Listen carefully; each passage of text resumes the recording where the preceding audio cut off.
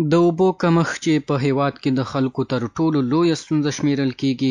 د هیواد د اوبو او انرژۍ وزیر د خپلو سفرونو پر دوام دا ځل د هیواد شمال ته په سفر تللی. نوموړي د شمال سیندیزې حوزې مسؤلینو او ځایي خلکو سره په لیدنه کې وویل چې د همدغه ستونزې د هوارۍ لپاره یې مټې رابډ وهلي او د اوبو مدیریت، سپما او د کرنې پراختیا لپاره به لوی او واړه بندونه او کانالونه جوړ کړي.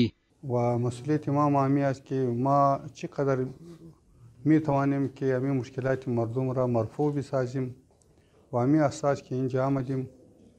بعض جاها که بند جور می شد، مثلا در میمنه 2 جا بسیار دیدیم، یک در سرفول بود، جای مناسب برای بند جور شدن است. په همدې حال کې د شمال سیندیزې حوزې رئیس خپلې ستونزې او وړاندیزونه د اوبو او انرژۍ وزیر سره شریک کړي او په ښه ډول یې په دغه برخه کې د سپارل شوي مسؤلیت ډاډ ورکړ. او په دې برخه کې چې اوس د دوی د هوساینې لپاره په انکشافي برخه کې ضرورتونه دي، سړکونه، بندونه او دې ته ورته پروژې چې شاملې دي، دې لپاره خدمت کولو ته چمتو دي. له بلې خوا ځایي خلکو د اوبو او انرژۍ وزیر څخه وغوښتل چې د اوبو بندونو، کانالونو جوړولو او نورو پراختیایي پروژو په برخه کې دلته پانګونه وکړي.